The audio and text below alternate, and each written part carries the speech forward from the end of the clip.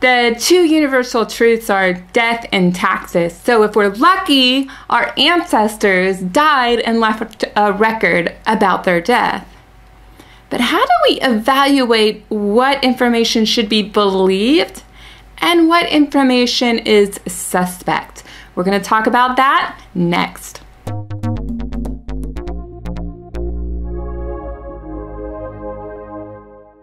Howdy, I'm Devon Noel Lee, and this is Family History Fanatics in our series called Research Over My Shoulder. If you have missed any of the previous episodes, be sure to check the info cards, which will pop up during the video or in the description. We are trying to investigate two questions. Who are G. Winfield Underwood's parents, and can we clean up his tree along the way? In the last video, we exhausted the hints that Family Search found to us about Winfield Underwood, and now it's time to dig a little deeper for records that don't come up in the hints. We need to begin to search.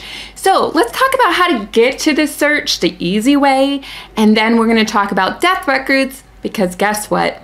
Spoiler alert, that's the first one that comes up in the search results for Winfield on Family Search.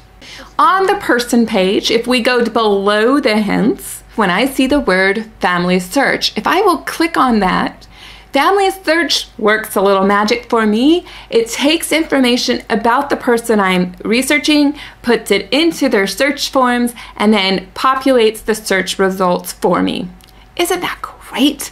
All the more reason to make sure your tree is online. It saves time typing. So the first result we see is a death record. Now, we already know that this is where Winfield died, but we just knew that it was in Grayson County. If this record is about him, then we've located this actual city where he died. So let's dive in and examine the record, but before we do, we need to put on our student cap and learn a little bit about evaluating death records.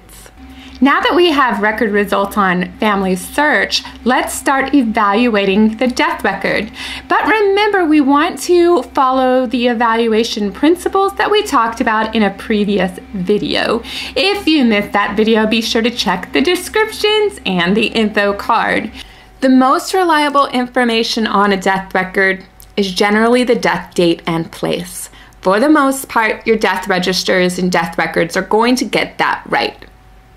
For the most part. The cause of death is often the most accurate. Now, the medical practitioner may not have been accurate as far as their diagnosis go, but at that time and place, the medical person who signed off the cause of death defined it in the best of their knowledge at that time. So it's going to be more believable. The last two pieces of information that are the most reliable are the burial dates and the burial place, because the undertaker generally knows where they stuck the body. Now, why do we think all other facts are just clues? Because they don't hold up to the principle of, was the informant the witness of the additional facts on a death record? In some cases, like the death of a child, a mother might be the informant, and therefore they're more trustworthy with some of the additional information. But when you have a child who is the informant telling you about the birth date and parents of his parents, was the child alive when their parent was born? I sure hope not. And in that case, do you see where errors could creep in? And that's why I wanted to make sure you pay attention to this, because my son Caleb has a video where his strategy for finding connections in a relationship is what most people do. But you're gonna see in this video why that strategy breaks down when you take a look at the informant and how the informant can make mistakes. In examining this death record, no one wants to tell me what G. Winfield Underwood's G stands for. Darn it. But we did mention that in a previous video, so that's just kind of a refresher for those who are familiar with this series. And if you're not, go back and check. But again, the death record does not tell us what the G stands for. Darn it. Now, the next bit of data that's a little bit suspicious is that this record says the birth month of Winfield is May, and other records say that its birth date is June.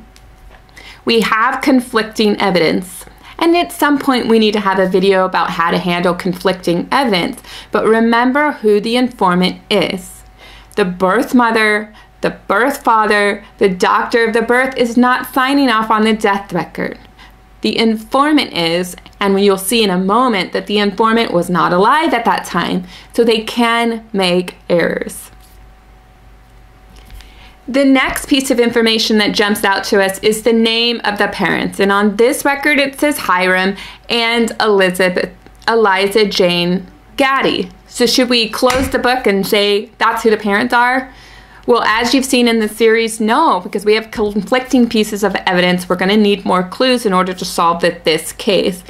And let's take a peek at that informant. The informant is Winfield's son. General Logan should not have been alive in order to tell me all of this information. Now, he probably met his grandma and his grandpa. We'll have to see if he was alive when they were alive, some more clues.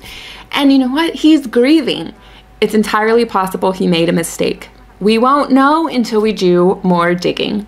Now, I want to make sure that you realize that it's important to evaluate every piece of evidence you get, understand who the informant was, pay attention to when the record was created, and ensure that the record was created as close to the time of that event. It increases the reliability of the information on that record.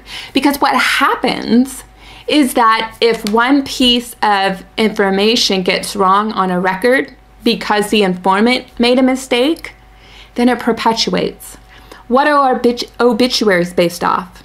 Often they're based off the death record. And if somebody makes a mistake on the birth date and parents of the deceased, it can perpetuate onto the obituary. It could then perpetuate onto the interment record. It can then perpetuate onto a gravestone. So that's why it's important to pay attention to these pieces of information and then go seek a record that will validate the death record or dispute it because that record was created closer to the time of the actual event. Was that as clear as mud? I hope not. If you have any further questions, please put them in the comment section below. Stay tuned to how we apply these principles for the third record result on Family Search, and that is find a grave. Check out our website, familyhistoryfanatics.com, so you can be informed of upcoming e-conferences.